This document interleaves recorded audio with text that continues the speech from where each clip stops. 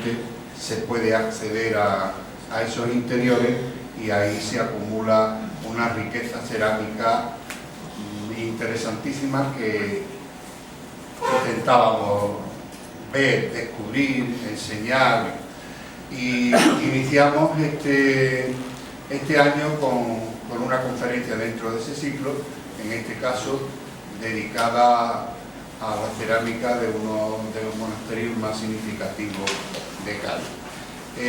Aparte de la actividad que ahora se presentará formalmente,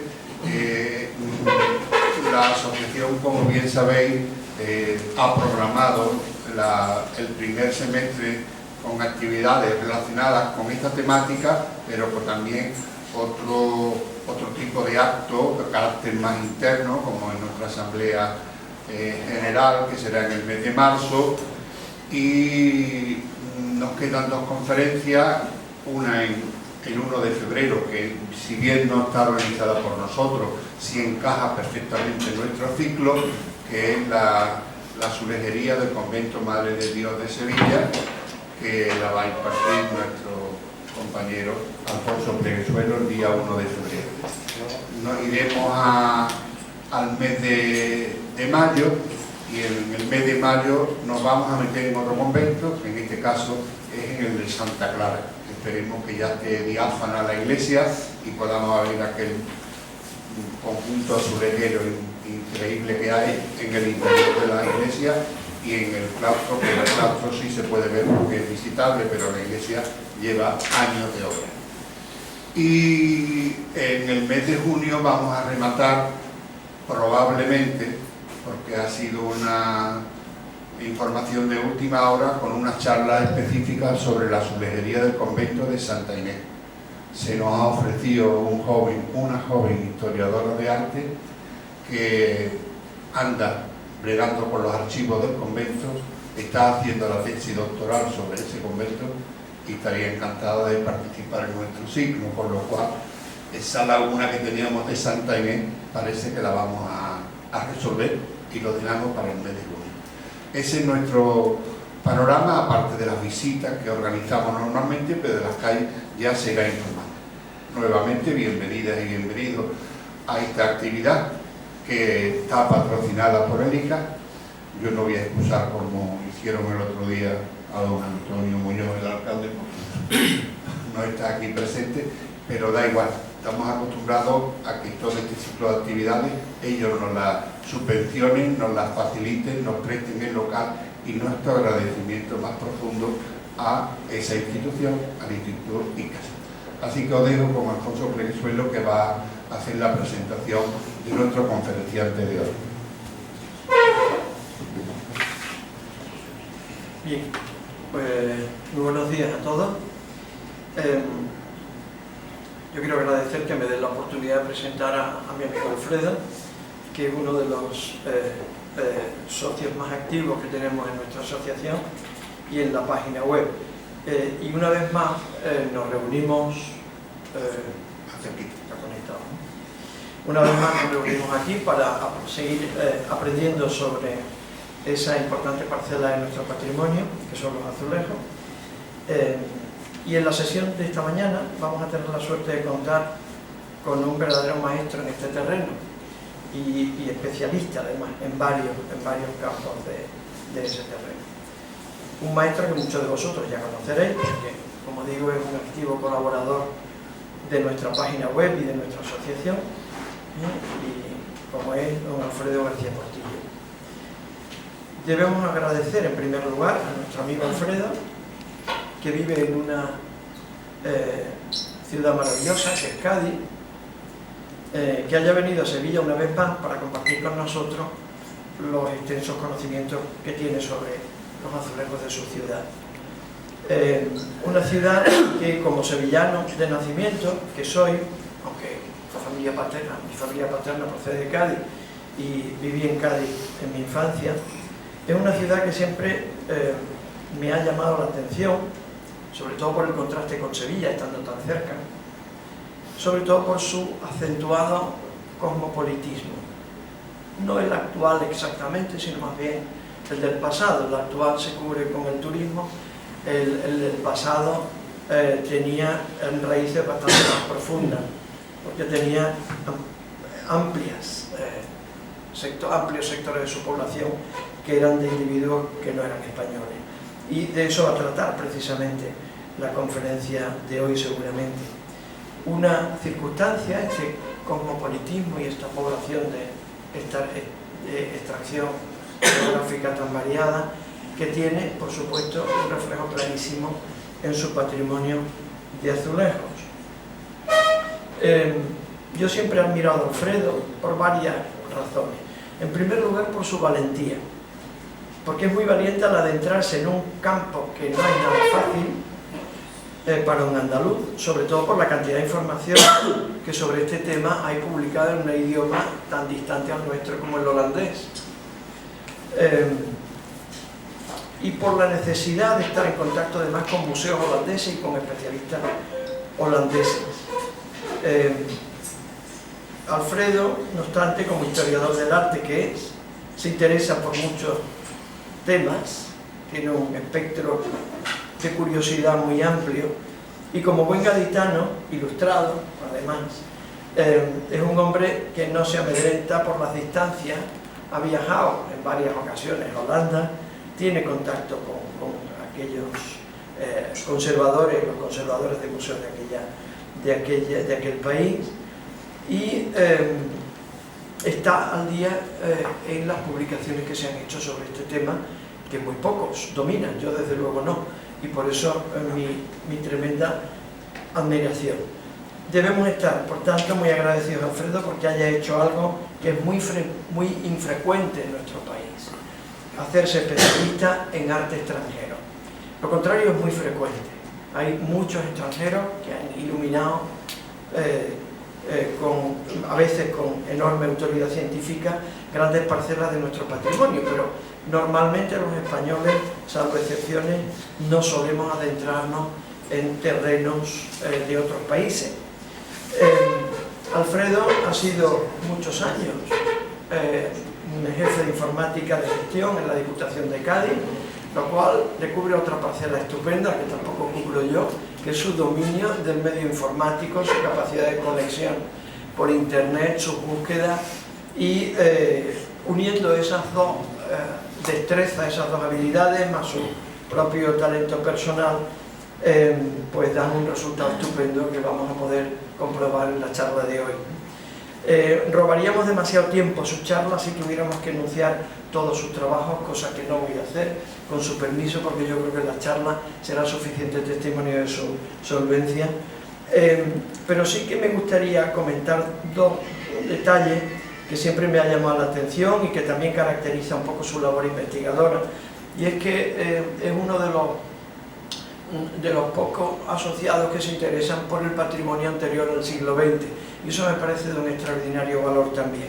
Hoy nos va a hablar básicamente de azulejos del siglo XVII, en el que él es especialista, los azulejos holandeses de esa fecha, pero además de todos los trabajos genéricos que están además en la página web de Retablo Cerámico y que son incontables y que lo plantean como un especialista en muchos campos también, incluso del siglo XX, sobre todo en el patrimonio de azulejos de Cádiz, que es muy rico. También me han llamado siempre mucho la atención los avances que ha hecho, y esos son méritos propios de él, en nuestros azulejos del siglo XVIII. Concretamente me llama mucho la atención su trabajo acerca de los grabados que sirvieron de inspiración al pintor que hizo nuestro mejor Vía Crucis, que está en Cádiz, no está en Sevilla, que es el del Hospital de Mujeres, y también otros trabajos que ha realizado sobre azulejos holandeses que están en la provincia de Huelva, concretamente el Vía Crucis que pagó un rico ayamontino y que compró en Rotterdam y que lo encargó en el taller de Almis, que es de los mejores que había en Holanda. Es decir, al leer su lista de contribuciones, cuando he echado un poco una ojeada, he visto que gran parte de sus trabajos se pueden agrupar y podríamos hacer varios libros, aparte de lo que ya está él haciendo, ¿no? El patrimonio de azulejos de Cádiz, que es quien mejor se los conoce, los azulejos que los propios sevillanos enviaban a América, son notables sus trabajos sobre los azulejos de los conventos de Lima, enviados en el siglo XVII desde Sevilla, y los libros de los cuales hoy ya nos trae un primer ejemplar y creo que tiene en el horno cociéndose o ya cocidos otros 2 más, creo, y ya nos contará él. Por eso, sin más dilación, yo cedo ya la palabra a nuestro especialista de hoy, a nuestro amigo Alfredo García Portillo, para que nos deleite con sus amplios conocimientos sobre azulejos holandeses en Cádiz. Y nada más, muchas gracias.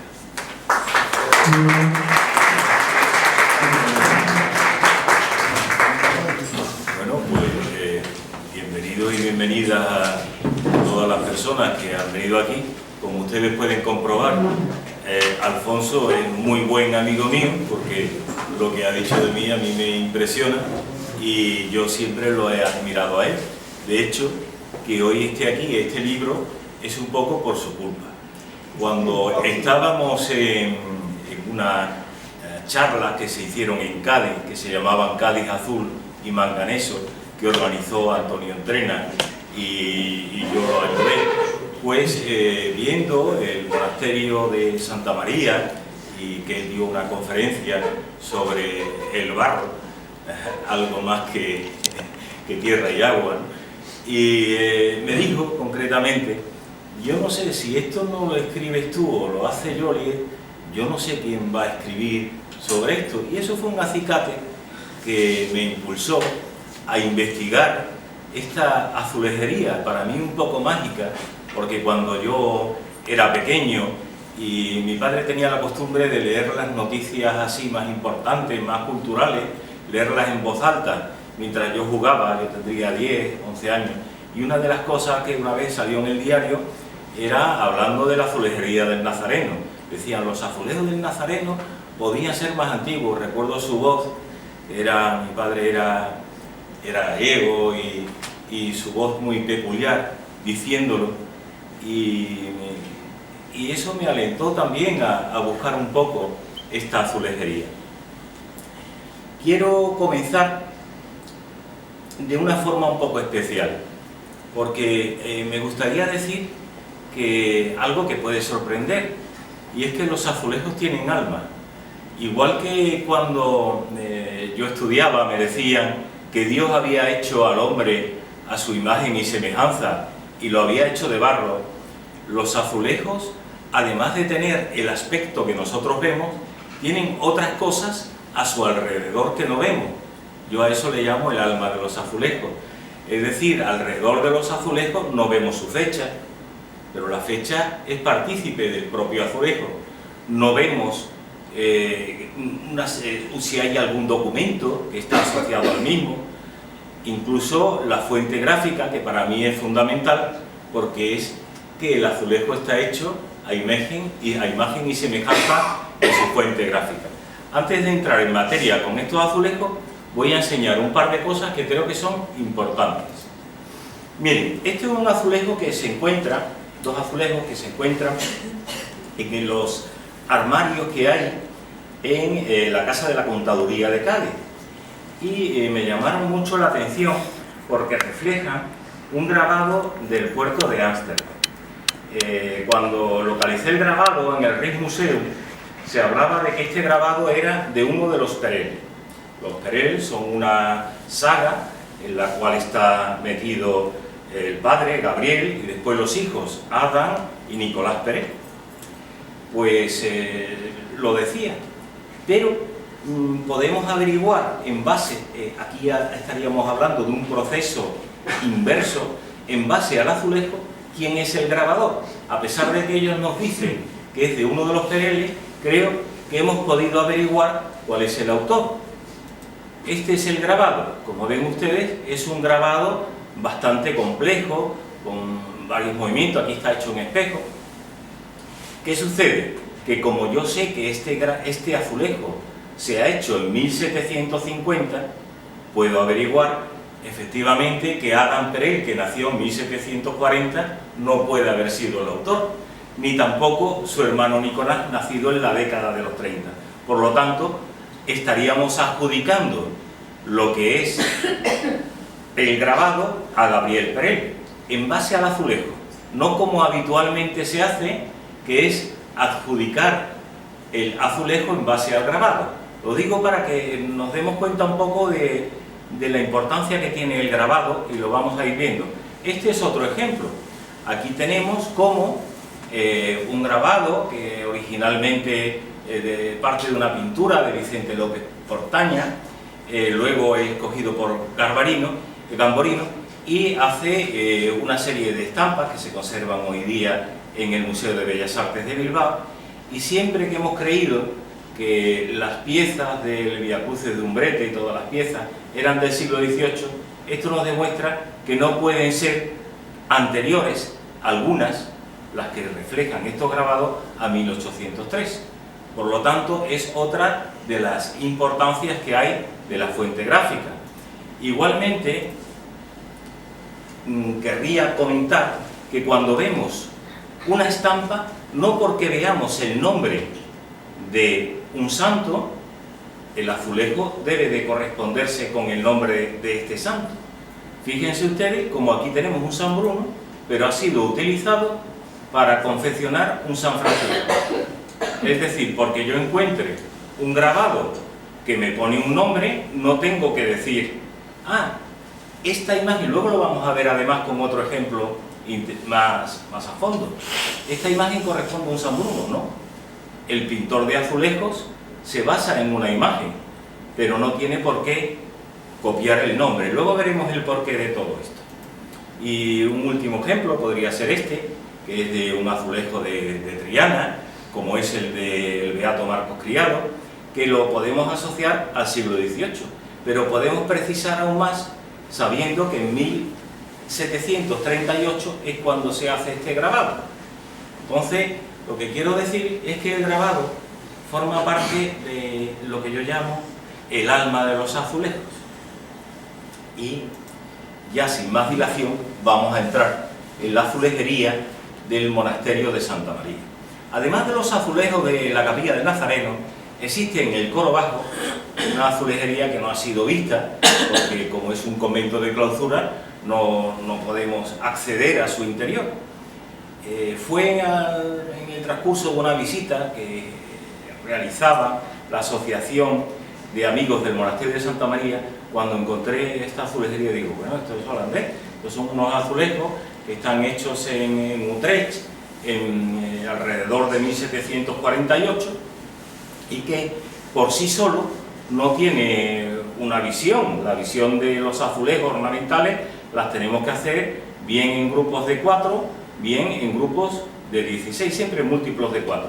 Aquí vemos un paño de azulejería y estamos viendo estos azulejos ornamentales. Son del mismo tipo que otros que hay en el Monasterio de la Piedad, en el mismo Cádiz, en la calle Montañés, que tiene salida también por la calle Feducci, y del cual publicaron un artículo.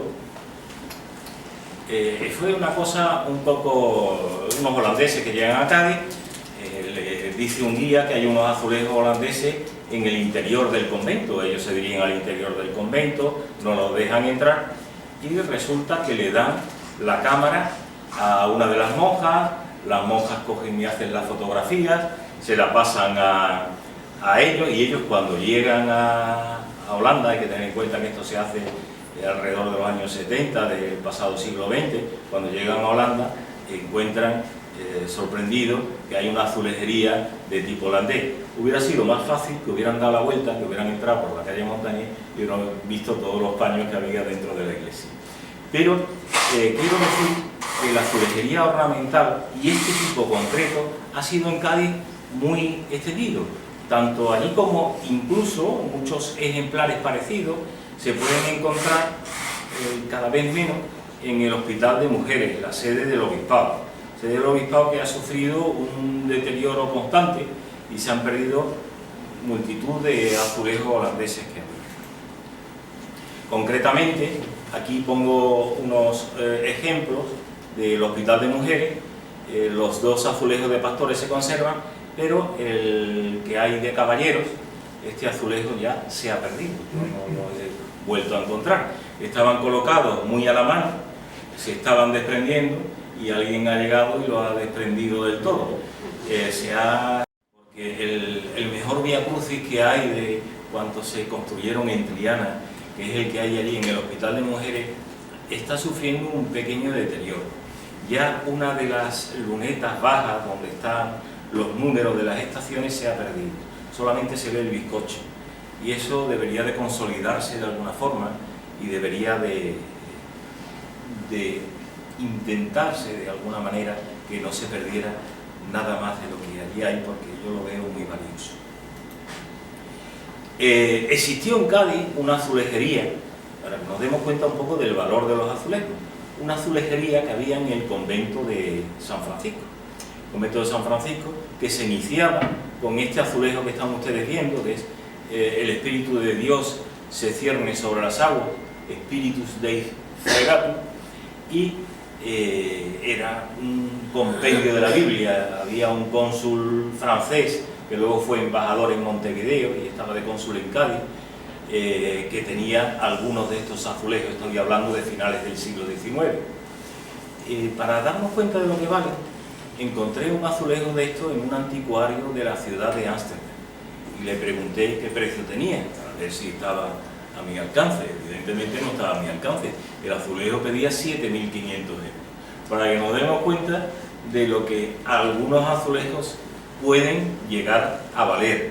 Entonces, cuando veamos los azulejos del Nazareno, vamos a ver que hay unos azulejos especiales, que son armenios, que son de personajes, y esos azulejos son únicos.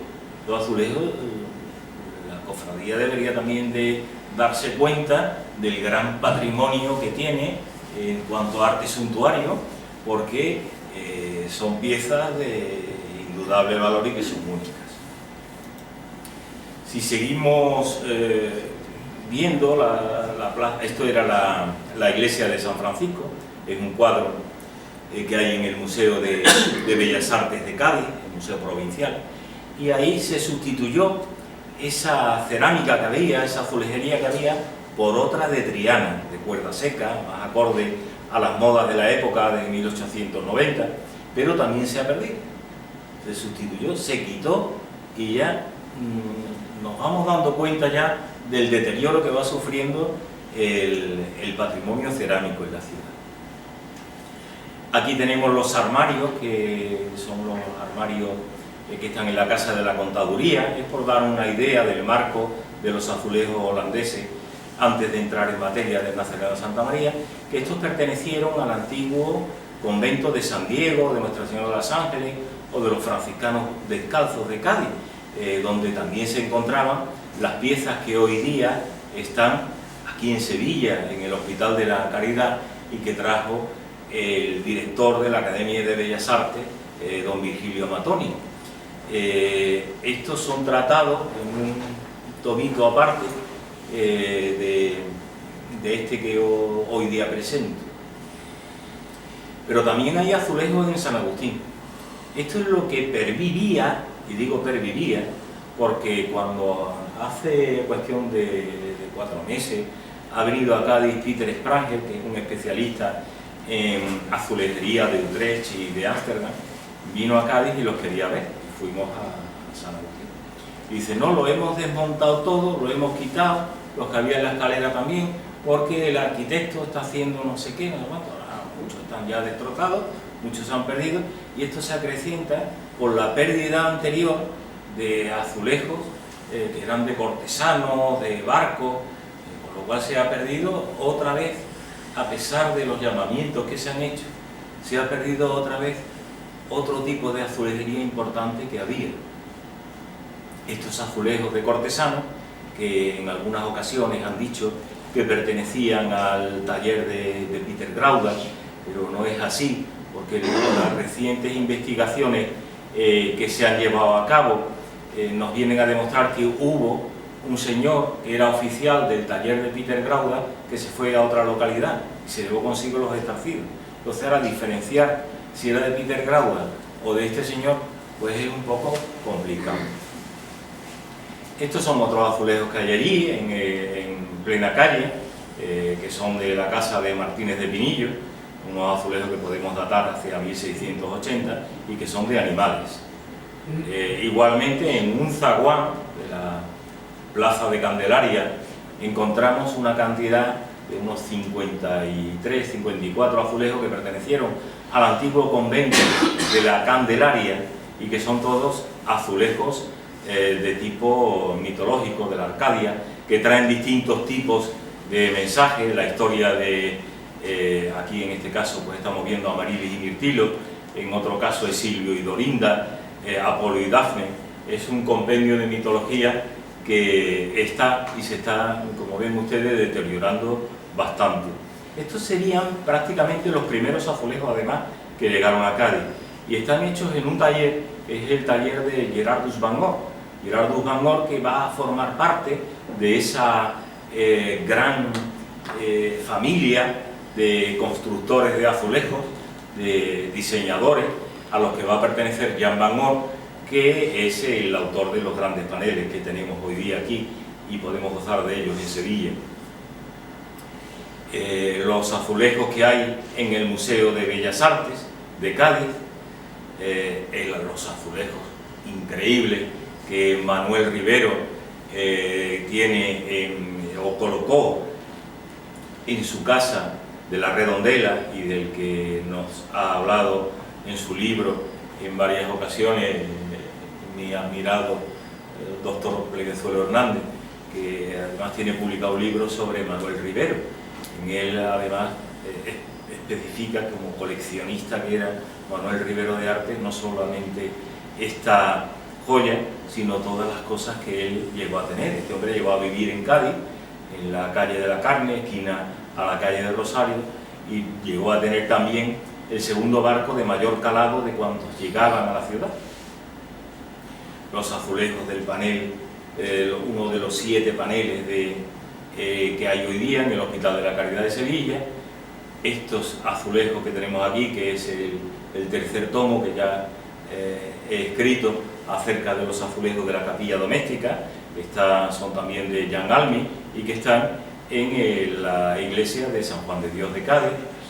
Azulejos que hay en la provincia, un conjunto de azulejos de la calle Olivo en Medina Sidonia, los que hay en el monasterio de la Victoria también en Medina Sidonia, los que tenemos en Sanlúcar de Barrameda, en la iglesia de la O, una serie de azulejos que estaban en la Casa García de Lomas, en San Fernando, que nos citaba Santo Simoe, y que desaparecieron. Yo he logrado encontrar alrededor de unos 70 azulejos de este tipo, que están en distintas colecciones particulares. Estos concretamente pertenecen a la colección Cano Valero, que es el arquitecto que restaura la casa. Luego lo que hay en el Museo de Jerez, y del que ya de estos azulejos propició una charla también en una conferencia en Jerez, el doctor Pleguezuelo, hablando del azulejo holandés con motivo bíblico. También en Jerez encontramos esta azulejería, que es unos azulejos que son de Jan Almi y que están en la calle Pedro Alonso de Jerez. En el convento bajo de San José, también un convento de clausura, y se encuentra también esta azulejería que en algunos casos proviene de la Cartuja de la Defensión. Encontramos también azulejería en el puerto de Santa María, hoy día en la Casa del Hospitalito, donde se encuentran estos azulejos bíblicos, de los que ya nos ocupamos en el año 2009, y vemos que hay un gran compendio de tipos de azulejos, de personajes, de flores, de barcos, de caballeros, unos con escritura extraña, que son los azulejos armenios, de los que ahora hablaremos. Cádiz, pues, tiene un gran patrimonio, o conserva todavía restos de un gran patrimonio de azulejería holandesa. Una azulejería que llega a Cádiz porque Cádiz se convierte en la puerta del comercio con las Indias, con Oriente y con el norte, por su situación estratégica. Es una base. En esta base se van a situar holandeses, hamburgueses, venecianos, florentinos, franceses, ingleses, portugueses. Una ciudad cosmopolita, como muy bien decía antes Alfonso. Una ciudad completamente cosmopolita. Se salía a la calle Nueva y en la calle Nueva se podía oír hablar cualquier idioma excepto el español, porque llegaban los pilotos, llegaban los mercaderes, justo en la calle Nueva había una calle que era la calle de los flamencos blancos, que para diferenciarlos de los gitanos, que también eran flamencos, pero se diferenciaban por el color de su tez, y allí es donde ellos tenían sus almacenes, sus grandes almacenes. Además había, en esa calle, llegó a tener un almacén Fragela, Juan Clat Fragela, que era un sirio que llega a Cádiz y, bueno, después propietario de la Casa de las Cuatro Torres, de una cantidad, una fortuna que amasa allí, impresionante, y muere con 103 años. Los azulejos, ¿de dónde venían? Fundamentalmente venían de Rotterdam, de Ámsterdam, de Utrecht y de Arlington, aunque también puede haber azulejos de Boswar o de otras localidades. En Cádiz hemos localizado piezas fundamentalmente de estos 4 lugares. Ya digo que todo se debe fundamentalmente a esa localización que tenía Cádiz como puerto para poder ir de un sitio a otro. Llevan incluso los holandeses, cuando llegaban, que habían logrado tener un mayor poderío marítimo que terreno, porque terreno tenían poco, pero habían formado lo que era una trasocracia y tenían una cantidad de barcos inmensos y llegaban hasta lo que eran las Indias, la Compañía de las Indias Orientales. Esta Compañía de las Indias resulta que en un momento determinado va a capturar barcos que son chinos, y va a ser el origen también de esa azulejería azul que nos vamos a encontrar, porque ellos, al capturar los barcos chinos, tienen acceso a un tipo de porcelana, que es la porcelana Bailly, la porcelana de un color azul cobalto muy seductor, y eso va a coger y va a hacer que la clase pudiente, las clases holandesas, se decidan a querer tener ese azul en sus reducidas viviendas, y va a ser el motivo, además, al ser más bajo el coste, va a ser el motivo por el que los holandeses cambien del manganeso al azul, uno de los motivos. Y ya sin más dilación entramos en los azulejos votivos. Uno de los principales azulejos que encontramos en la capilla del Nazareno son azulejos de tipo votivo. En estos siempre van a figurar los nombres de 3 personas: David, Pablo y Jacob Zúcar, de nación armenia. Unos están fechados en 1670 y otros en 1671, sobre todo los que tienen personajes. Estos personajes, como vemos, se representan a los comitentes supuestos, que luego vamos a ver que no, que solamente hay un comitente, que es Jacome Zúcar, pero los 3 supuestos comitentes: David, que además está representado por el rey David, Pablo y Santiago o Jacob. Vemos que ya parece ser que conocían el libro de la Biblia de Chu, del que han tomado esta fuente gráfica. Este de los azulejos más interesante, porque tiene la transfiguración, pero nos indica David, Pablo y Jacob difuntos, lo cual ya nos hace pensar que es una ofrenda que hace Jacome a alguno de sus parientes. Estos parientes serían David, Jacome y de su mismo nombre, podría ser a lo mejor pues tíos suyos. No son hijos de él, porque yo he localizado el testamento de Jacome Zúcar, que hace 4 testamentos en la ciudad de Cádiz, y bueno, no son hijos de él, pero deben de ser familiares. Tampoco David y Pablo llegan a vivir en Cádiz. Si ellos hubieran vivido en Cádiz, habría algún rastro documental de su época.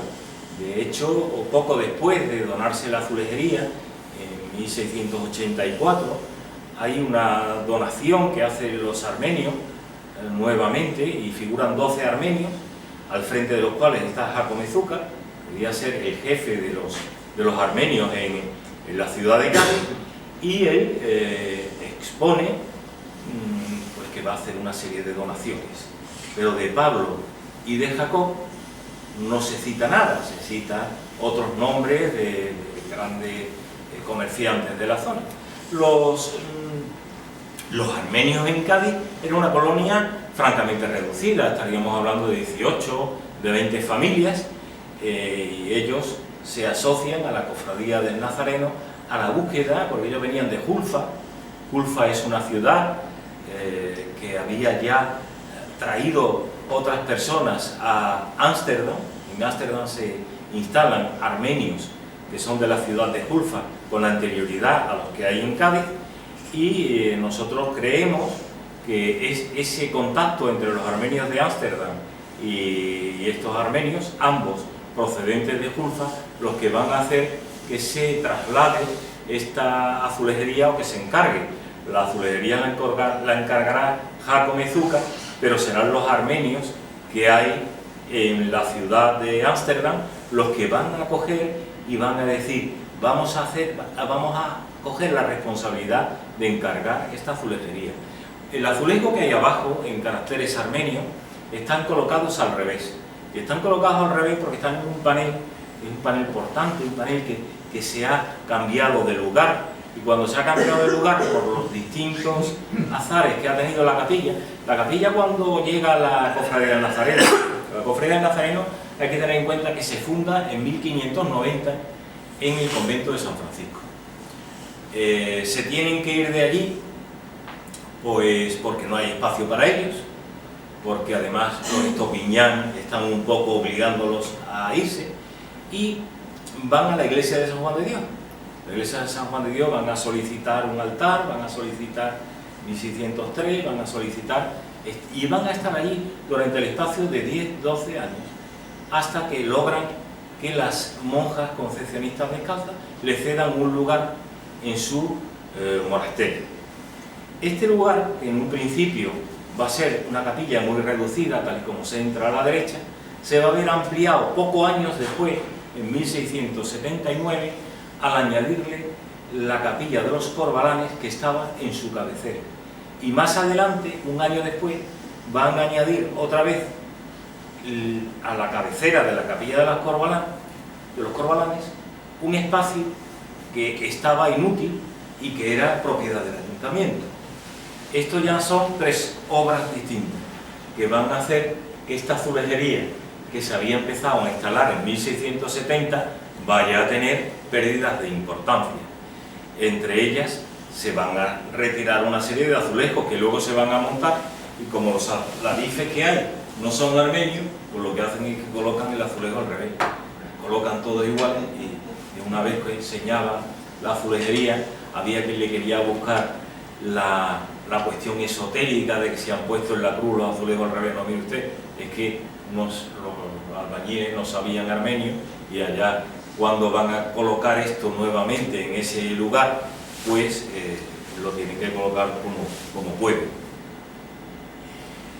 Vemos aquí el episodio de la transfiguración y cómo se ha copiado de la Biblia de Schut, se han copiado las distintas imágenes. Vemos cómo está en espejo, porque la mano de Cristo que está levantada es la contraria, y vemos cómo está la leyenda en armenio. Estos azulejos son únicos, no existe en la azulejería holandesa ningún tipo de azulejos que reflejen grafía en armenio en ningún otro lugar. Aquí tenemos a la derecha de ustedes, pueden ver cómo es la situación actual de la cruz. Una cruz que dice Liber Generationis Jesucristi. Y vemos que además hay distintos azulejos, todos ellos con grafía en armenio, y que está rodeado de una serie de azulejos en azul. Yo he hecho una reconstrucción, que la tenemos a la izquierda, de cómo debía de ser primitivamente esa cruz, rodeada de piezas azules que le darían el aspecto del cielo y la cruz sobre ese cielo. Entre otras leyendas que hay ahí, que aparece el nombre de David, Paulus y Jaco Mezuca, figura un azulejo muy claro, que es de... esta azulejería fue donada por Jaco Mezuca, todo a su costa. Por lo tanto, ya sabemos que el comitente es Jaco Mezuca. Y la cita en el año de 1679, justo cuando se le añade lo que es la capilla de los Corvalanes. Vamos ahora muy curiosos, y yo he traído aquí una imagen de Juan de las Casas, que es Tubal. ¿Por qué? Porque voy a comenzar hablando de la serie de personajes que hay en el Nazareno de Santa María y que son los reyes fabulosos de Hispania. Es una serie que debería de empezar por Tubal. Tubal se ha perdido, no existe. Hay que tener en cuenta que puede quedar la tercera parte de la azulejería primitiva, es decir, se han perdido del orden de unos 2000 azulejos a lo largo de los siglos, y he traído aquí a Tubal, que aunque sea una azulejería trianera, que nos recuerde un poco a ese fundador mítico de los reyes fabulosos de Hispania. Tubal decían que era el nieto de Noé y que había venido aquí a España y había fundado las distintas ciudades, Tudela, incluso en la península ibérica había fundado también Setúbal, y este concretamente estaba en Córdoba, el que estamos viendo aquí, que ya lamentablemente no se conserva. Y aquí vamos a entrar ya directamente en el mito. Hasta hace muy poco tiempo se venía diciendo que el diablo estaba en Santa María, y que el diablo estaba en Santa María porque había un azulejo que era el azulejo de diablo. Está citado por Santo Simoes como el diablo, Jolies también lo cita como el diablo, Alonso de la Sierra, todos los que han escrito sobre los azulejos del Nazareno citan a diablo. Pero cuando veíamos diablo decíamos, esto no es un diablo, aquí hay algo extraño, algo curioso. Y efectivamente nos pusimos a investigar, y nos pusimos a investigar con dos líneas. Una primera, que era saber qué personaje era, y otra, segunda, averiguar de qué grabado procedía. Cogimos un tomo que hay de Elías Tormo, un erudito que había publicado sobre los reyes de España toda la iconografía que se conservaba, y entonces empecé a buscar libro por libro a ver si encontraba estos grabados, y no los encontraba. 50 y tantos libros que estuve investigando y no aparecía la imagen. Pero esto de algún lado tiene que haber salido. Empecé a seguir investigando hasta que me dio por pensar que podían ser reyes o imágenes de reyes de otro lugar, de otra nación, que se hubieran aprovechado para los reyes españoles. Y así fue como encontré este libro, que es un libro que se llama Los Reyes de Frisia, de los varones ilustres, de los reyes de Frisia, y encontré a Tabo, príncipe de Frisia, el último príncipe de Frisia, y vemos cómo lo que es el azulejo representado es concretamente la imagen de este. Por eso digo que cuando veamos el nombre en un gráfico, no tenemos que pensar siempre que se corresponde ese azulejo a ese nombre, porque a lo mejor no es así. Yo creo que es más importante que veamos lo que hay alrededor del azulejo. A lo mejor alguien ha construido o ha dibujado o ha pintado, un pintor de azulejos, una imagen, pero le han encargado a lo mejor un San Luis, y en vez de San Luis se está basando en un grabado de otro personaje. Luego vamos a ver un caso muy concreto donde podríamos haber llegado a errores. Bueno, pues estos grabados están realizados por Peter Fedes van Harlingen, que es un grabador de la ciudad de Harlingen, que tiene muy poca experiencia a la hora de grabar, porque fallece pocos años después de hacer estos grabados, tiene muy poca obra. Esto me llevó también a buscar si había alguna pieza que podía también estar camufladas, y aquí hemos encontrado a uno de los reyes godos, a Gesaleico, que se basa también en el mismo modelo. Le ha cambiado la corona de laureles por lo que es la corona, la espada por el cetro, pero como vemos es el mismo modelo el que se ha utilizado. Estos reyes míticos, se conservan 7, 7 azulejos, se conserva el de Hispalo, el de Romo, Hércules. Se basan en una obra, que es una obra de Martinus Anconius. Martinus Anconius es un señor que es un literato, que se preocupa más por la literatura que por lo que es la historia, y empieza a escribir una fábula, igual que la fábula de Tubal y toda esta fábula de reyes hispanos, empieza a construir una fábula sobre los reyes frisios, y los quiere hacer anteriores a cualquier otro tipo de rey que haya. Es un señor además que se va a pronunciar al lado de los reyes católicos, de los reyes, católicos me refiero, los reyes cristianos, reyes españoles, y eso le va a propiciar que tenga que ir huyendo de ciudad en ciudad, acaba huyendo de Groningen, de distintas ciudades, incluso se va a nado de una de ellas, escapando, porque las ciudades a las que va acudiendo van siendo sitiadas y van siendo quemadas. Y hay una cosa muy curiosa, que es el Sufridus Petrus, que es un acrónimo que figura, es la primera línea de su obra, lo tenemos aquí, Sufridus Petrus. Es decir, que cada letra capital de cada uno de los renglones es una letra que, al leerla hacia abajo, nos da el nombre de Sufridus Petrus. Aquí tenemos también, como Hércules, vemos que está siendo utilizado con un grabado que le ha sustituido lo que es la espada por la maza. Entonces, el pintor se está tomando también licencias. Es importante que nos demos cuenta cómo se toman licencias los pintores y van sustituyendo una serie de cosas que tiene. A lo mejor el yelmo lo sustituyen por una corona, lo que es la espada la sustituyen por la maza, etc. Y los reyes godos también se basan en lo que son estos grabados. Incluso en algunas ocasiones lo que se hace es que se utilizan 2 grabados para confeccionar un solo azulejo. Este caso es muy curioso y vemos aquí cómo se han utilizado estos 2 grabados para realizar este azulejo. Se ha cogido la postura y se ha cogido la cara de cada uno de los grabados para coger este. Aquí tenemos otro de los reyes, Éspero, que es otro de los reyes fabulosos de Hispania. Todos estos reyes, tanto los godos como los reyes fabulosos, se basan en el libro que ya hemos visto.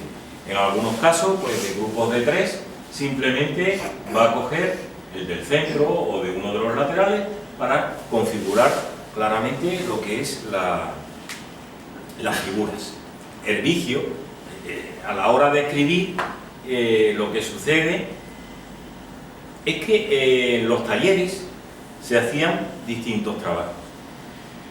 Los aprendices solían pintar lo que eran las esquinas, los córneres, lo que era, y luego la circunferencia interior. Luego el que era ya más avezado, el pintor más avezado, dibujaba lo que era la figura. Y otro iba detrás y era el que ponía los nombres. Entonces era fácil que se equivocase. En vez de Hervigio, pues ponga Erigio, o en vez de Agila, ponga Águila, que también sucede en esta azulejería. Eurico pone Enrico. Son personas que además hay que tener en cuenta, no tienen por qué saber escribir.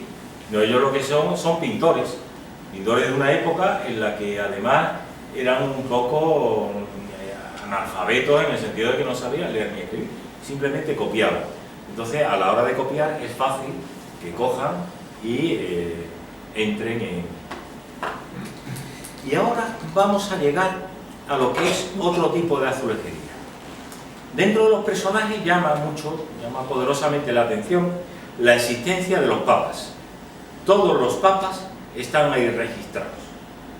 Nos quedan alrededor de unos 50 azulejos de papas, de los 250 y tantos que había en ese momento. Algunos de ellos se han deteriorado, se han roto y los conservan en su almacén, en sus dependencias, la cofradía de Nazareno. Tal es el caso del Papa Cornelio, que lo hemos podido identificar gracias a la localización de la fuente gráfica, del libro de la fuente gráfica. Este libro es un libro con grabados de Domenico Tempesta. La importancia de haber localizado estas fuentes va a ser que nos vamos a poder aproximar a aquellos 200 azulejos que ya no se conservan. Al tener la estampa gráfica, podemos al menos tener esa alma del azulejo, ¿no? Esa imagen que luego sería trasladada a los azulejos y que hoy día podemos saber cuáles eran, qué aspecto tenían. Vemos que estos azulejos provienen todos de este libro de Domenico Tempesta, que ya en 1596 presenta en Ámsterdam una primera edición y que luego van a ir otros libros copiando estos grabados. Libro de Platina, que es muy conocido, de azulejos de los papas, pues copia algunos de estos grabados. Los grabados de la Orden de Tempesta se basan en algunas ocasiones también en grabados anteriores de otras obras. Es el caso de un par de... Aquí vemos también el que yo hablaba de Platini, que como vemos todas las imágenes de uno se reproducen en el otro de una forma u otra, aunque estén en este. Es decir, que se toma un libro de grabados como base y luego se va... Hay que localizar siempre el más antiguo para tener nosotros la idea de dónde procede la obra. Ha habido azulejos que era muy difícil de localizar porque estaban completamente rotos. Entonces no ponía el nombre, no ponía el número, porque todos estos azulejos tienen la particularidad además de que tienen un número asociado, que es el número de orden de prelación de estos papas en cuanto a su orden en el pontificado. Incluso algunos de ellos que van a figurar son hoy día considerados antipapas, pero tienen su número porque en aquella época no eran considerados, en la época en que se encarga la azulejería no eran considerados así. Hemos podido localizar entonces cómo este es el Papa Silvestre y sabríamos cuál es su en base al libro, vuelvo a repetir, de grabados que hemos localizado. Otros que están escondidos, pues sabemos cuál es el aspecto que podrían tener.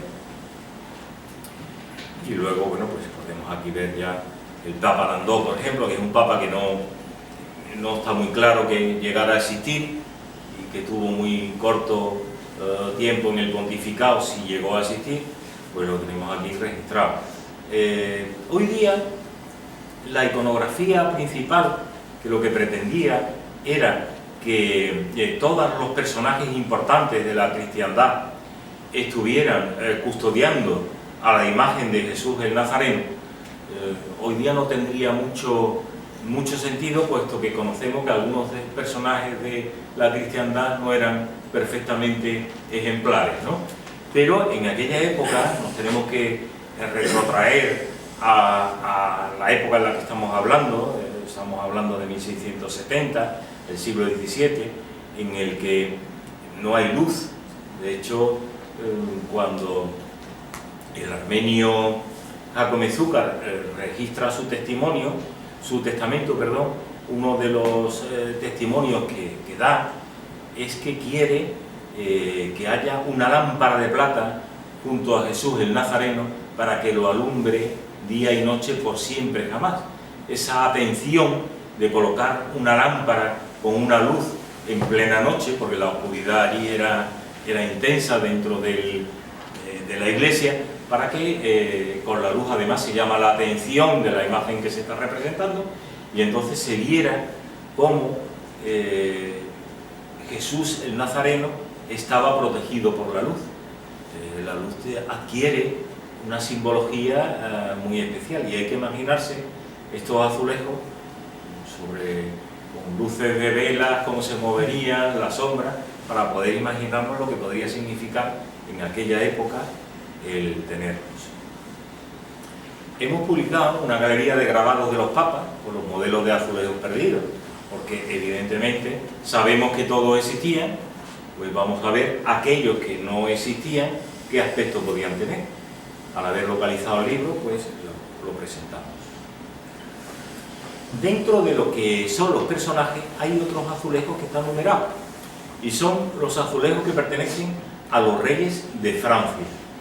Los reyes de Francia tenían algo especial porque Francia era uno de los países importantes del momento Y hay un libro, el primero que hemos encontrado de 1566, que tiene unos grabados de Julien Lenoir. Es un grabador del que poco trabajo se conoce, que se establece en París y que va a hacer los primeros registros de grabados de lo que son los reyes de Francia. Algunos de ellos se basan en algunos grabados anteriores, como es el caso de los grabados de Jean Boucher, de la imagen de Clodoveo. Es el primero de los que se conserva, bueno, el primero es Meroveo, de los que se conservan de los reyes de Francia. Se conserva también un reducido grupo y, como vemos, de distintas ediciones se ha sacado los nombres de Clodoveo, Childeberto. Vemos como hay también algunos que están rotos y que lo podemos reconstruir debido precisamente a haber encontrado estas imágenes gráficas, y nos encontramos a lo mejor con sorpresas como la de Juan I, que es el número 52, y que aquí decía que los grabados eran reales, una muestra real de los distintos reyes, nada más lejos de la realidad, puesto que Juan I muere con varios meses. O sea, me parece que no llegó ni a un mes, por lo cual no podía tener este aspecto nunca, ¿no? Entonces siempre se mitifican los distintos personajes. El hecho de haber encontrado estas fuentes también nos ha propiciado la posibilidad de conocer cómo serían aquellos azulejos de los reyes de Francia que hoy día no se conservan. Hay otro grupo de personajes que son los reyes del Sacro Imperio Romano Germánico, y aquí ya apuntaba en su momento Santo Simoes como a él le habían llamado la atención una serie de grabados que él asociaba a Goltzius. Efectivamente, hay una serie de personajes que son de Uber Goltzius, lo que son los grabados, y otros son de otros autores. Hemos localizado también los distintos libros: el libro de Cavalieri, el libro de Uber Goltzius y otro libro más de Bottini. Son los principales libros de los que sale esta azulejería. Cavalieri era un teólogo también y se dedica también a propiciar y a distribuir imágenes y estampas de los distintos reyes. El primero de Arnulfo, aquí vemos como el grabado original de la obra de Goltzius, luego Cavalieri y al final tenemos Arnulfo. Así podríamos ir uno a uno con todos los azulejos, pero hemos encontrado algo muy curioso. Este azulejo de Enrique III pertenece a una obra de Pietro Aquila. Esa obra es de 1681. ¿Eso qué quiere decir? Que la azulejería no termina de hacerse en 1679, sino que prosigue realizándose. Entonces, la horquilla temporal que teníamos de 1670 a 1679 se nos parte. Sobre todo si sabemos, como he comentado antes, que se le añade la capilla de los Corbalanes, que se le añade después un espacio que había vacío en los años 80 del siglo XVII.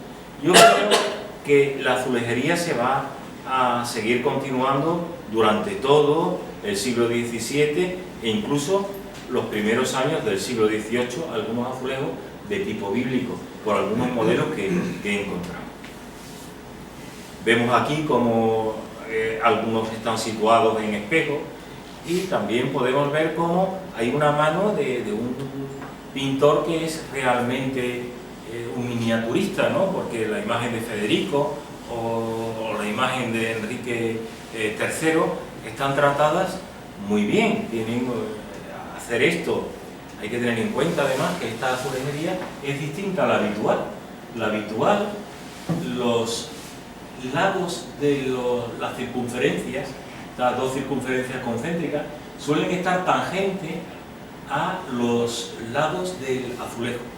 Aquí nos vamos a encontrar que no es así, sino que hay un espacio y se hace todavía más pequeña la imagen.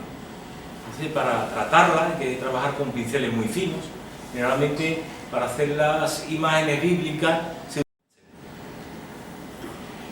Por eso quiero comentar que se observan varias manos, ¿no? Una mano de un gran miniaturista, otra que son intermedias, que probablemente sean de oficiales de taller, como los que tenemos aquí de Santa Gertrudis y de Ramiro I, y otra que ya es de un aprendiz, como la de Aram, que es uno de los ascendientes de Jesús.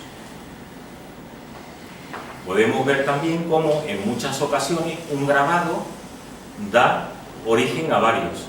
Aquí estamos viendo 3 reyes de España que se basan en un solo grabado. Es un grabado suelto, que, bueno, es un dibujo previo de Rubén, pero con un diseño de Cornel Vical, pero que lo que es importante es que se empiezan a tratar azulejos, yo les llamo azulejos en serie, porque de un mismo grabado salen varios. Vemos cómo se continúa, digamos, lo que es el mismo tipo. Hay unos personajes que son especiales, que representaban un árbol de Jesé.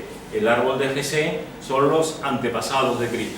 Hemos localizado estos 6, es de suponer que había muchos más, y están además semiocultos, en algunos casos, detrás de uno de los altares que se coloca en el año 1758, cuando era mayordomo de la hermandad, con un mayordomo de la hermandad que es el que se encarga de realizar todos esos trabajos de adecentamiento ya de la capilla, de colocar el retablo de San José y el de Santa María Magdalena sobre lo que es la nueva capilla, ¿no? La capilla nueva que se hace con un retablo nuevo, que es el retablo donde se coloca el Nazareno.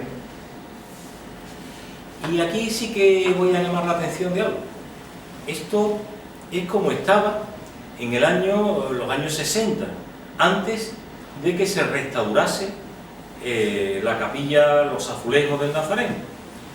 Pues bueno, hay un azulejo que se ha perdido, es este azulejo, igual que este se ha perdido otro más. Este azulejo se ha perdido, y este de aquí también. De hecho, Santo Simoes nos llamaba la atención de 2 azulejos que tenían en la esquina la flor de lis. Y yo nada más que encontraba uno, por más que buscaba. Esta foto me la mandó Jean Cruz, y aquí vemos cómo la imagen de Jesé se ha perdido. Ahora mismo ya no existe ese azulejo, lo que existe en su lugar es un trozo de cemento, y en la parte de abajo tampoco existe esta otra figura. Estos son unos azulejos muy curiosos porque son azulejos trícomos, luego lo veremos. El número de personajes, de santos, de arcángeles es de 64, los que hemos configurado, los que hemos encontrado. Había muchos más que se encuentran detrás de los altares. ¿De dónde proceden estas imágenes? Bueno, hemos también buscado cuál es el libro origen, y el libro origen es este. Es un libro que podemos traducir como el tesoro de las almas.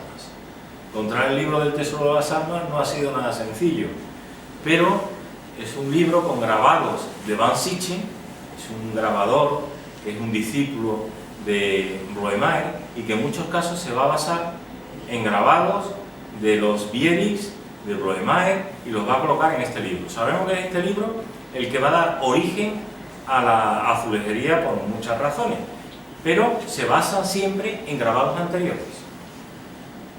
Aquí tenemos un ejemplo de lo que yo antes comentaba. Tenemos a San Lucas. San Lucas está reflejado con este nombre en el libro del Tesoro de las Almas. Sin embargo, con anterioridad fue un San Agustín de Sade.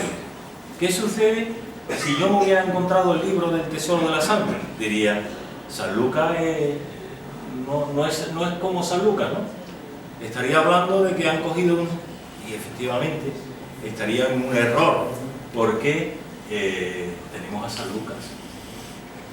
Por eso quiero decir que es muy importante que cuando localicemos una fuente gráfica siempre veamos lo que hay alrededor, siempre veamos lo que puede haber detrás, si después de ella hay otro. Todo eso es importante de saber. También vemos que hay azulejos que se han escondido, que están detrás y que es muy difícil de localizar. Bueno, pues estos azulejos también pertenecen al libro de Van Sitchen, son azulejos de San Juan. Había un apostolado y un grupo de evangelistas. Del apostolado se han perdido muchos.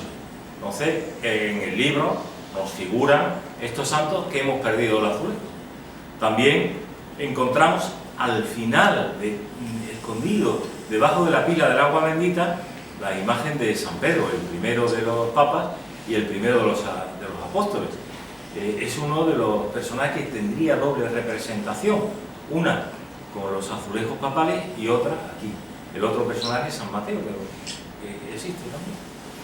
Los azulejos de San Ignacio y de San Francisco Javier son procedentes de esta obra, pero se inspiraba en unos de Jerónimo Bierix.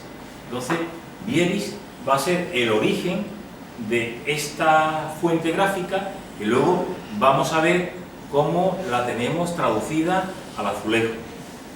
Lo mismo, bueno, había este cuadro de Comte que está en lo que es la sede de los jesuitas, es el que va a dar origen precisamente a este grabado.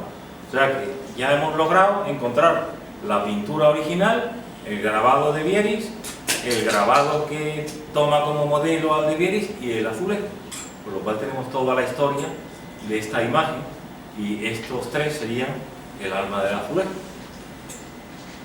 Vemos como también encontramos el azulejo de San Miguel Arcángel, que es una obra de Jerónimo Bierix también, aquí trae el Quien como Dios en latín, y que solamente se ha cogido la parte superior de la imagen para representarla.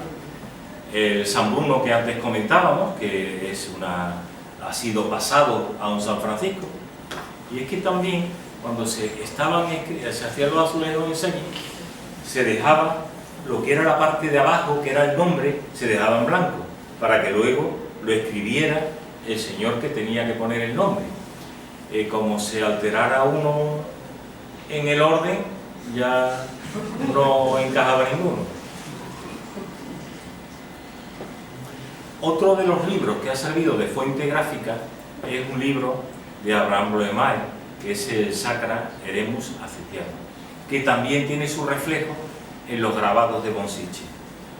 Todas estas imágenes que estamos viendo aquí, de Santa Olimpia, de Santa Eufrasia, las he puesto con el grabado de Van Sitchen en el centro y con el grabado original de Bloemaer en la parte de la derecha.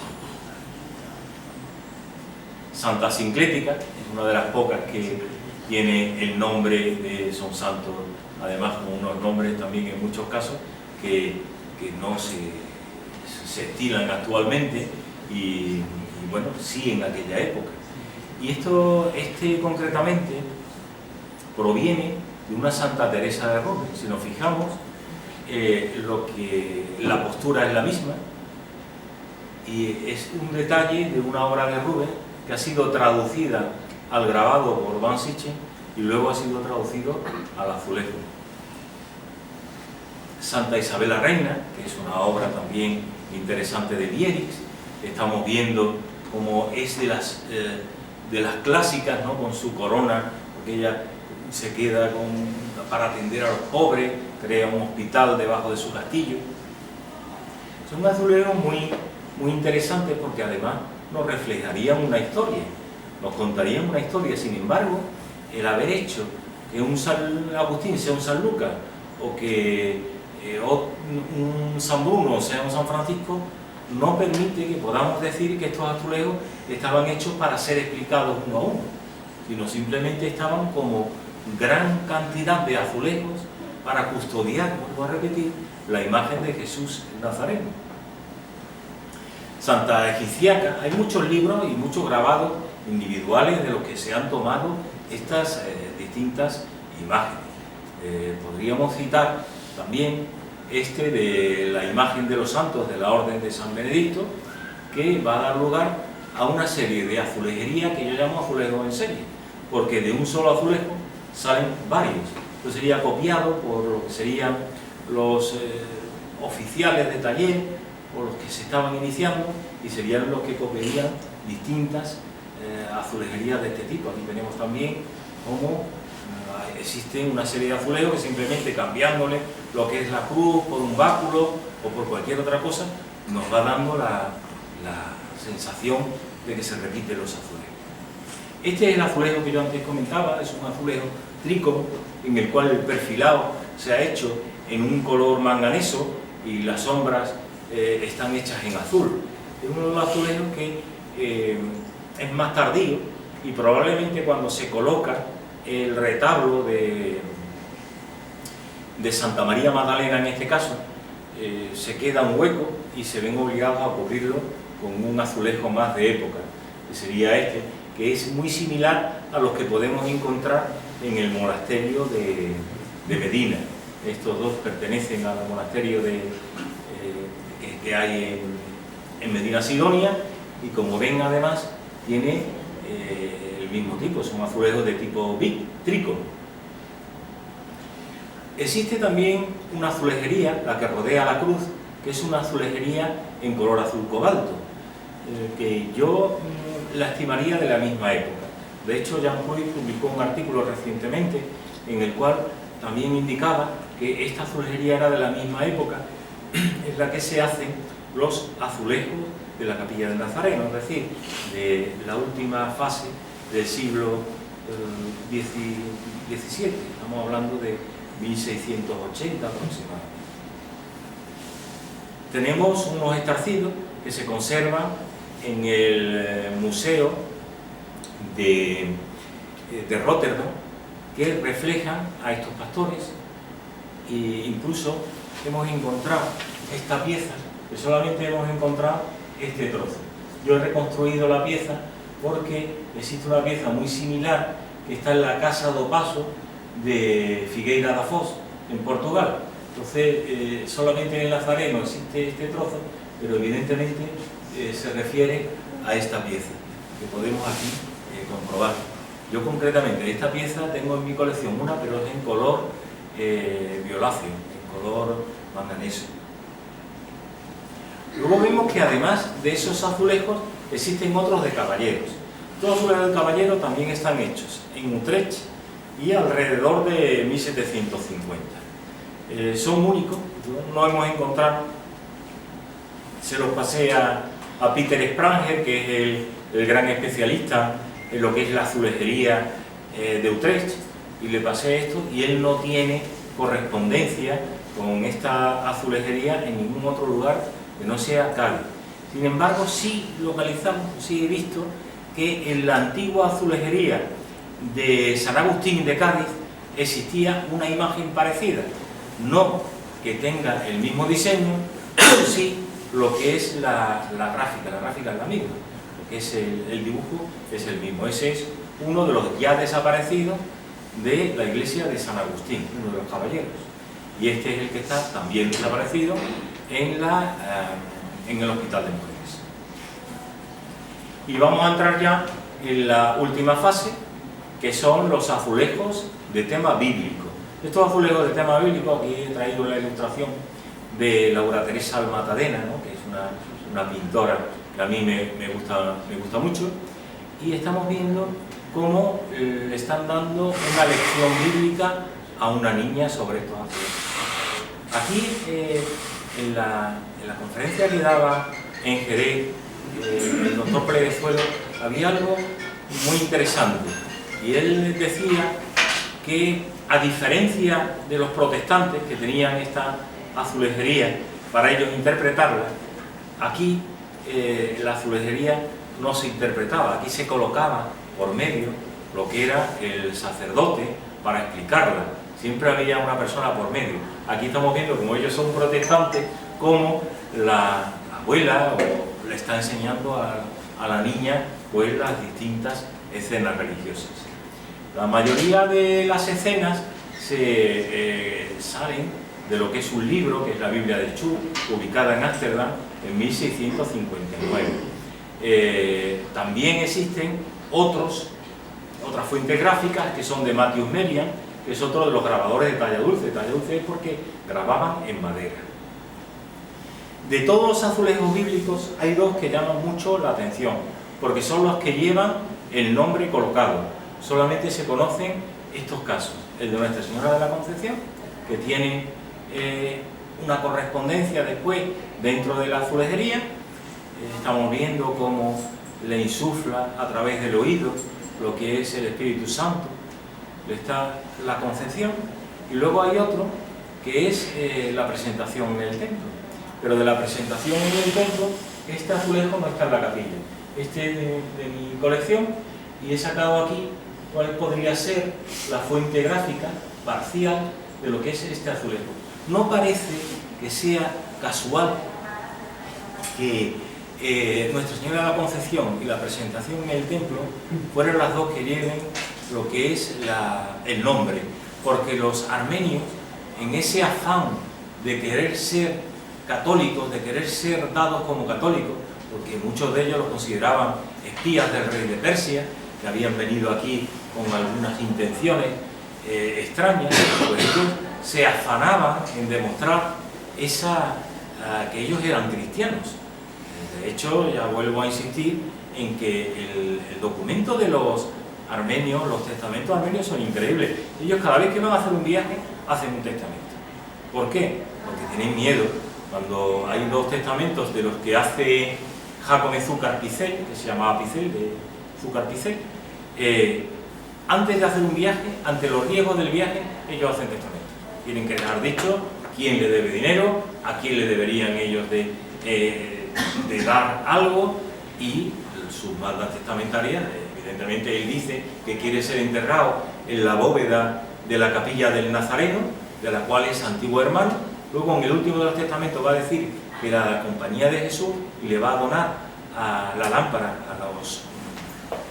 a los integrantes de la cofradía de Jesús Nazareno. Y el primer viaje que hace a Granada lo hace de esta forma. Y el segundo viaje, que va a hacer un viaje a Italia, ante los riesgos de ser capturado por los piratas o ante los riesgos de cualquier incidencia en el viaje, también hace su testamento. Es una de las costumbres de los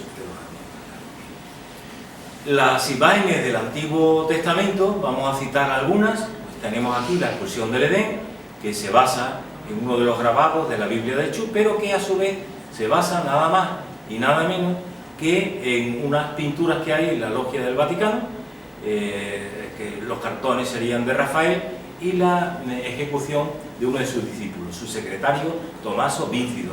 Y además vemos que además se corresponde con la expulsión del paraíso de Masaccio, que es la que tenemos aquí. Y además todo eso se corresponde, la imagen de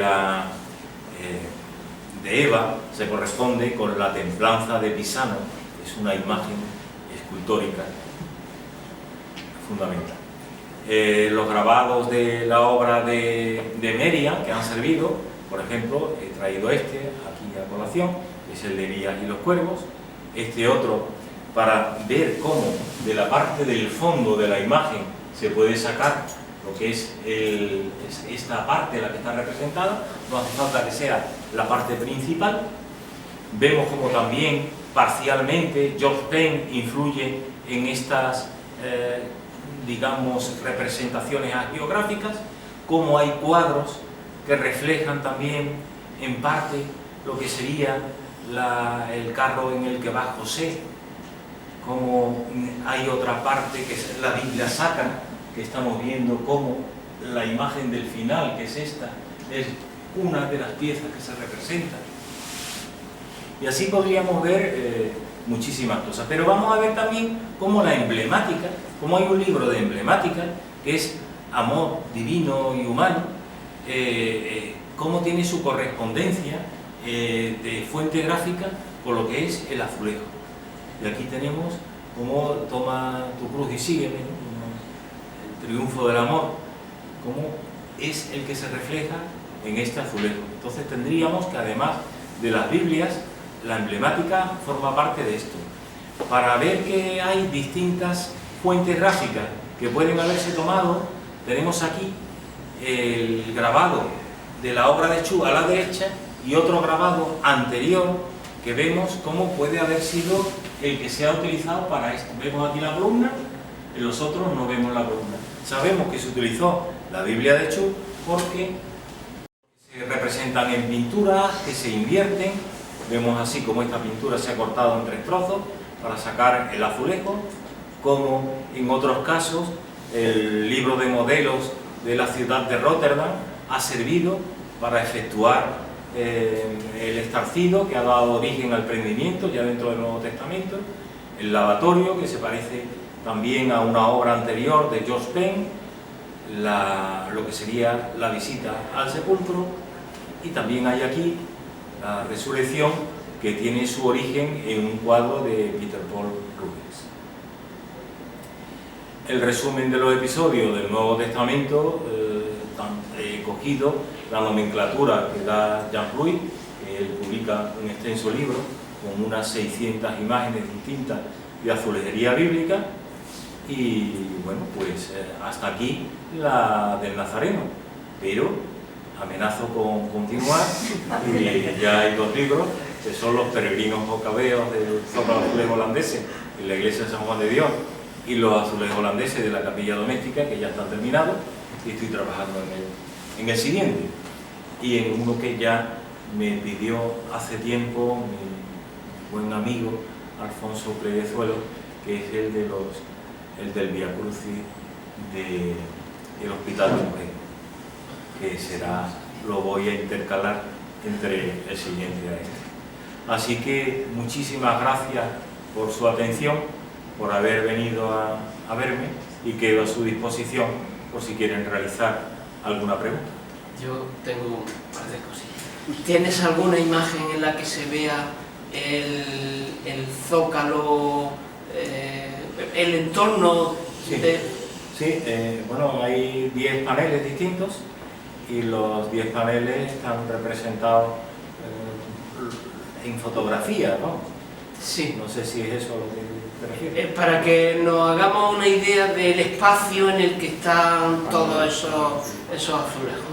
Hay algún plano o algo, pero vamos, Sí, no lo he colocado en la esto, pero se refleja, podríamos decir que son varios tramos, son 3 tramos, donde están todos los azulejos, pero aquí no lo tengo ahora mismo. Vale. Otra cosa, hay una cuestión que me sorprende, seguramente por ignorancia. ¿Quién idea ese zócalo, la estructura de ese zócalo?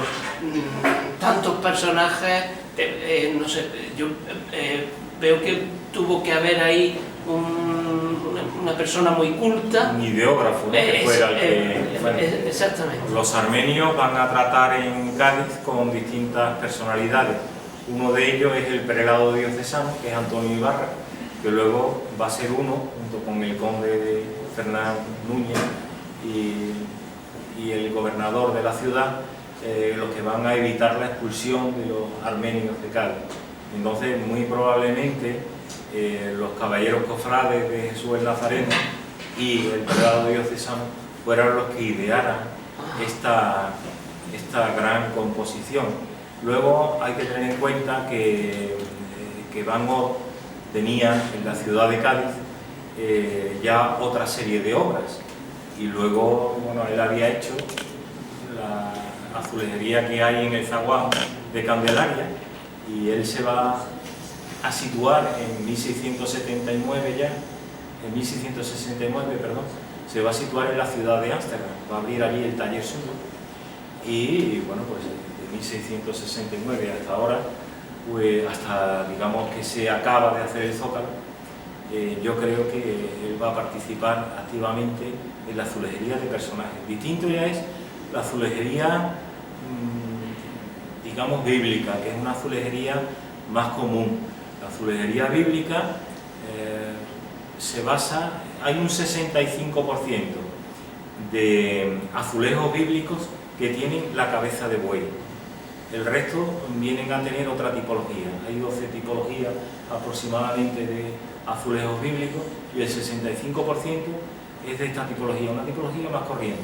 Teniendo en cuenta que los Van der Kloy van a trasladarse también a la ciudad de Ámsterdam hacia 1685, y que hay unos azulejos extrañamente muy bien conservados al final de la capilla del Nazareno, que prácticamente se acabaría de hacer sobre los años 90 del siglo XVII, pues probablemente esa sería otra partida que podría haber ahí. De Van der Kloy no conozco nada en España. Bueno, Santo Simón decía que los del Hospital de la Caridad, pero luego los especialistas que han trabajado, Margraf, Jan Pluys, todos dicen que Jan van Moor, por distintas calidades y la forma de componer. Hay que tener en cuenta que a la hora de componer un azulejo no es copiar a lo mejor solamente la imagen, sino coger una imagen de un grabado, otra imagen de otro. Así sucede en el Vía Crucis del Hospital de Mujeres de Cádiz y así sucede en la Santa Caridad. En la Santa Caridad hay muchas imágenes que están extraídas de distintos grabados. Entonces va cogiendo un grabado de una obra, otro grabado de otra, y luego los une todo. Por eso es una posición un poco forzada, artificial, un poco de teatro, lo que tienen estos paneles de la Santa Caridad que hay aquí. No sé si respondo a la... Sí, sí. Sí. Buenos días. Yo, además de felicitarle por lo exhaustiva y la profundidad del estudio de esta obra, quería hacerle una pregunta más genérica. Es un poco como conocedor e investigador de toda la azulejería holandesa, este tipo que llamamos azulejo circular, autónomo, con una escena, hemos visto que puede ser religiosa o profana. ¿Cuál en Holanda, qué es la fecha más temprana cuando surge este tipo, esta estructura de azulejo? Bueno, le pregunto esto para luego llevarlo, o intentar yo llevarlo, a Triana, a Talavera, a Toledo, a otros centros españoles. Sí, bueno, ahí se conocen bastante antiguas, de principios del 17, de finales incluso del 16, se conocen algunas de estas obras. Probablemente las haya anteriores. Si le interesa mucho le puedo buscar la primera de todas, la que tengamos, pero... En Italia, a principios del 16 ya se utiliza la estructura. Lo que pasa es que yo creo que las versiones españolas no deben partir de los azulejos italianos, que aquí no llegaron a Loza, pero no llegó a azulejo. Y sin embargo llegó muchísimo azulejo holandés. Yo creo que debe partir más de la versión holandesa, que depende un poco de la cronología que comenta Soedo, que no de esa temprana versión de composición que se encuentra en algunos azulejos que son pues casi de 1490 y tanto, o 1500 de época incluso, aunque incluso no parece que lo hiciera. Los azulejos que habitualmente se llaman azulejos de Delft en Cádiz, en muchos casos son azulejos de Triana. No azulejos de Delft. Y hay algunos que no sabemos de qué son. Bueno, sí, efectivamente. Hay algunos que no se sabe si son de Triana o son... Un azulejo intermedio, ¿verdad? Alfredo, has nombrado de pasado antes la restauración de estos zócalos. ¿Tienes datos de esta restauración? ¿Cuándo se hace? ¿Cómo se hace? Sí, es una restauración. A mí no me gusta hablar mal de nadie, pero no me gusta cómo se hizo la restauración. Yo sé que se sacaron fotos, que existe en lo que es el archivo provincial la documentación pertinente, pero veo que se han perdido piezas. Yo creo que esas piezas se podían haber tratado de otra forma antes de perderse. Yo estoy seguro que si tú llegas a restaurar eso no se pierde nada y además se conservaría mucho mejor. Las piezas... ¿Cuándo se hace? Son los años... yo te digo después el nombre de la persona que lo ha hecho. Prefiero no decirlo. Es una persona que estaba muy vinculada a lo que era el Museo de Bellas Artes de Cádiz y bueno, pues ya no se dedica hoy día a nada de esto. Pero que yo creo que se podría no haber perdido, porque claro, el perder precisamente el azulejo de Gese es un poco clave para descubrir esos personajes que... De todos modos, yo creo que la clave ahí está más bien en conectar con la obra cuando la hace el arquitecto, que es el que verdaderamente, bueno, muchas veces es el restaurador, pero las mayores pérdidas que yo he podido documentar se hacen con obras de arquitectura. Sí. Están teóricamente proyectadas por un arquitecto, a veces delegada a la restauración de una empresa privada que trabaja para una empresa constructora, pero, bueno, tampoco quiero nombrar aquí a nadie, pero en casas de arquitectos he visto muchos azulejos que estaban antes del monumento. Es decir, que habría que tener eso controlado. Y el problema es un problema casi de jurisdicción, porque el problema está en que el azulejo es revestimiento arquitectónico. Al ser revestimiento arquitectónico, la responsabilidad de la intervención recae sobre un arquitecto.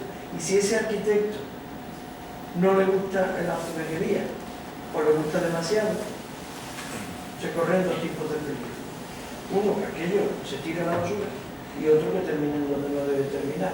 Entonces, eso es un problema que no han llegado a resolver la administración nunca, porque nunca se ha logrado considerar el azulejo como un bien mueble, porque no es mueble, es inmueble, está revistiendo un arquitecto. Y eso lo sitúa en una posición jurídica ambigua. Y esa posición ambigua impide una normativa concreta que pudiera defender realmente el asunto. No, ambigua, es que pasa a ser un bien inmueble. Y como es un bien inmueble, pasa dentro de la jurisdicción. Entonces tú puedes decir como historiador, vamos a suponer que incluso llegamos a la ocasión estupenda en que el arquitecto, que también se da, llama a un historiador para que le haga un informe. Pero ese informe no es vinculante. La decisión final la toma el arquitecto. Es decir, eso es así. ¿Hay alguna pregunta más? Si no cerramos. No. Hay muchas cosas hay que hablar muchas encima, preguntas. pero Formalmente agradecemos la intervención de Alfredo, su trabajo, su dedicación a esta temática, su esfuerzo por mostrarnos, tanto de palabra como por escrito, esas investigaciones, y agradecer vuestra presencia en esta conferencia. Así que, Alfredo, muchísimas gracias. Gracias.